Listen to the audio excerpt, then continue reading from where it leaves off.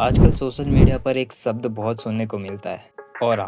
कोई कहता है उसकी ऑरा अलग है, किसी की प्रेजेंस भारी लगती है, तो कोई बिना कुछ बोले ही सबका ध्यान खींच लेता है। लेकिन अगर सच में इस ऑरा का सबसे महान उदाहरण देखना हो ना, तो भगवान श्री कृष्ण को देख लीजिए। क्योंकि कृष्ण केवल सुंदर नहीं थे, उनके भीतर एक ऐसा आकर्षण था जो लोगों को उनकी ओर खींच लेता था। और मजे की बात यह है, उन्होंने कभी किसी पर अपना प्रभाव जमाने की कोशिश ही नहीं, फिर भी हर कोई उनसे प्रभावित था। वृंदावन की बात करें तो एक छोटा सा बालक जिसके हाथ में न कोई राज सत्ता थी न कोई सेना, फिर भी पूरा वृंदावन उसके पीछे चलता था। क्यों?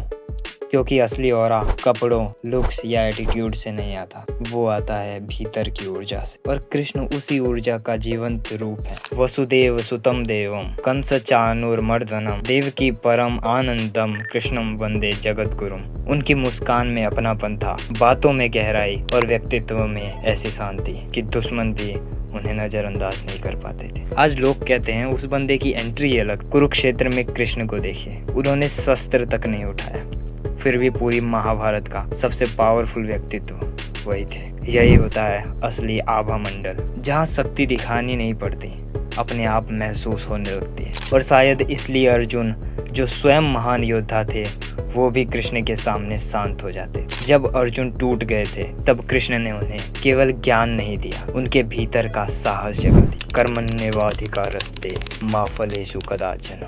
सोचिए, हजारों साल पहले कही गई ये बातें आज भी लोगों को मोटिवेट करती है। यही कृष्ण की ऑरा है। समय बदल गया, दुनिया बदल गई, लेकिन उनका प्रभाव आज भी वैसा ही है। आज लोग ऑरा बनाने के लिए स्टाइल बदलते हैं, एटीट्यूड बदलते हैं, दूसरों से अलग दिखने की कोशिश करते हैं। और यहाँ तक तो ठीक था, पर लिटरली लोग आजकल ऑरा दिखाने के लिए सबको रोस्ट करते फिरते हैं। हमारे शास्त्रों में देखे तो किसी की निंदा करना ही मना बताया गया, और आजकल किसी को रोस्ट करना ऑरा फॉर्मिंग करना हो गया। Is it cool? लेकिन कृष्ण हमें सिखाते हैं कि सबसे पावरफुल ऑरा विनम्रता, आत्मविश्वास और शांति से बनता है।